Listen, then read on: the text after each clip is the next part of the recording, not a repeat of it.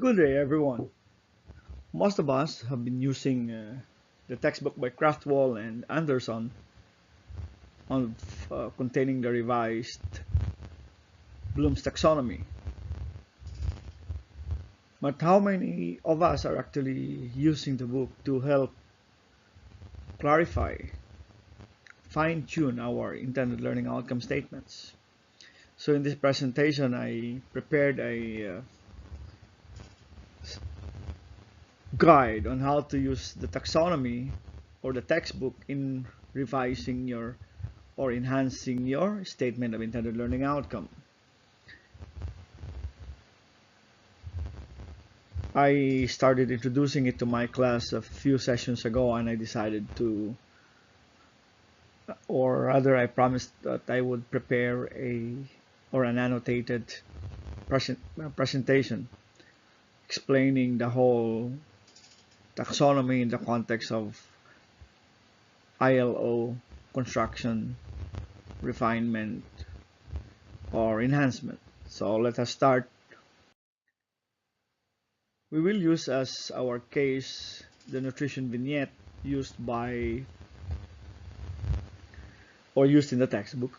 I intentionally did not prepare a new one or my own case because I want you to be able to go back to the book and probably do a deeper or more advanced reading of the textbook and see and appreciate how the nutrition vignette can be used to help you understand better the use of taxonomy or the Bloom's taxonomy textbook in preparing or editing your intended learning outcome. The case vignette basically have four outcomes. They are the following.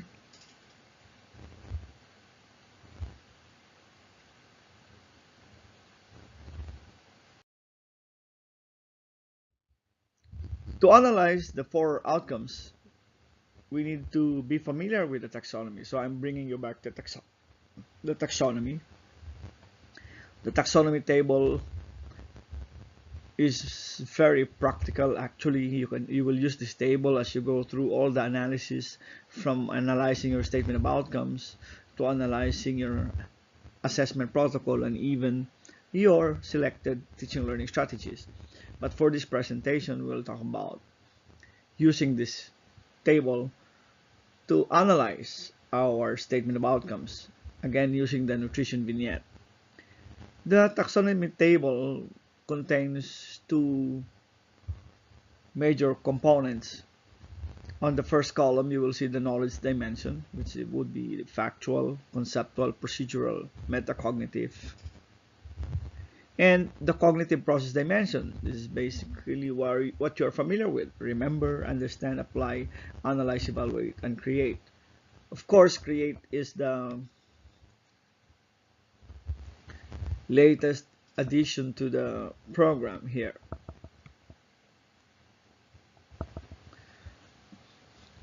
So what we will try to do in evaluating your statement of outcome is to identify what dimension is being addressed by your statement. So you will go through the statement and see, is it talking about factual knowledge, conceptual knowledge, procedural knowledge, metacognitive knowledge. Let's say you want, for example, cognitive, conceptual knowledge. You say, oh, this is conceptual knowledge. The next thing you will do is identify what cognitive process dimension is being addressed by the intended learning outcome. So let's say, for example, apply here. So we have conceptual knowledge and you have apply. So the statement should be something like, be able to apply a conceptual knowledge, correct? Now that we know this, let us now go to the examples. So we will analyze the four statement of outcomes that I introduced earlier, which was also the statement of outcomes used in the book. Let's start by analyzing the first outcome, knowledge, acquire knowledge. So what you will probably see is in this particular outcome, as you evaluate it, will be the statement classification scheme of appeal. And what will it tell you? First, at the level of knowledge dimension, what is it? Is it a factual knowledge? Is it conceptual? Is it procedural? Or metacognitive?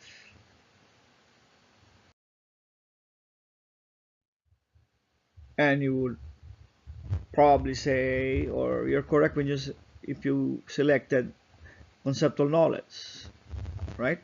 So classification scheme of appeal is basically a conceptual knowledge. The next you will do is to check the cognitive process dimension, and you will look at the verb that was used in the statement of outcome. Here, talk about knowledge, acquire knowledge. Acquire knowledge. So acquire knowledge, I'm sure you're thinking of the first two dimensions. Remember and understand dimension, correct? It's just acquire. Acquire here.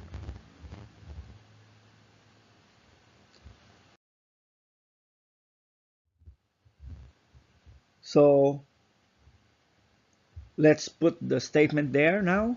So it's either or, you're covering two, because acquire here, that's the problem when your verb or the verb you use is quite ambiguous. So acquire could be, as in this example, as also mentioned in the book, could be understanding or could be remembering, right? So it's a conceptual knowledge, remembering or understanding conceptual knowledge. That's your number one.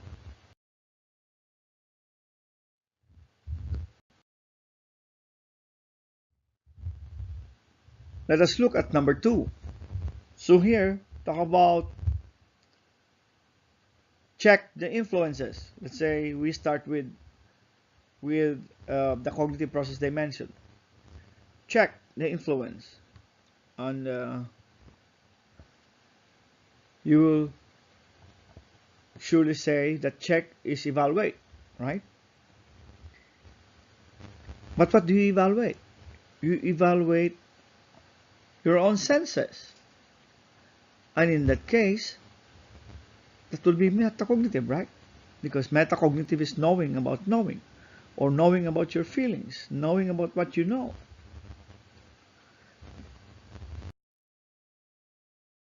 But in the statement, you also see understand how those senses would influence them, or would work on them, or how the commercial would influence the work on them. So this basically is talking about this particular relationship, right?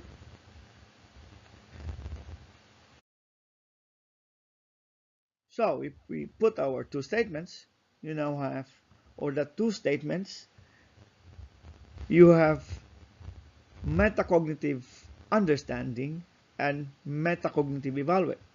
Because as I said earlier, you try to check if you are being influenced by commercials.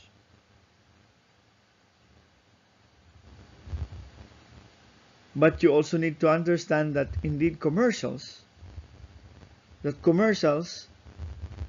can influence, right? So at this particular point, now you know that statement number two is actually a statement of metacognitive at the understanding and evaluation cognitive process dimension. Let's move to the third statement. Obviously, if again we go back to the analysis by process of analysis by using or knowing first or identifying first the level of knowledge or the knowledge dimension. If this is principles, then you talk about conceptual knowledge. But here you use principles, knowledge or understanding of these principles to evaluate commercials, right?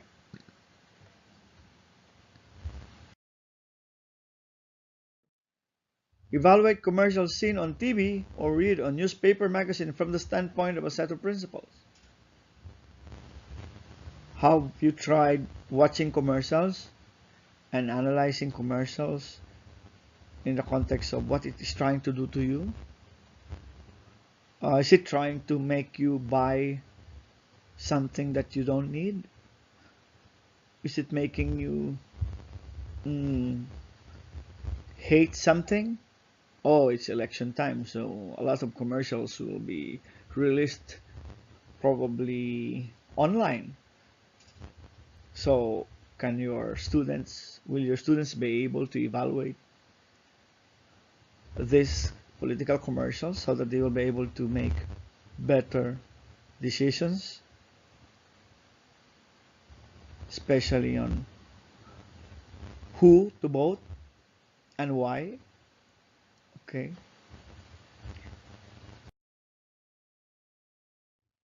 The last outcome talks about designing. And here you see the verb is create, right? Create. So that would be this one, create. How do you create? Then you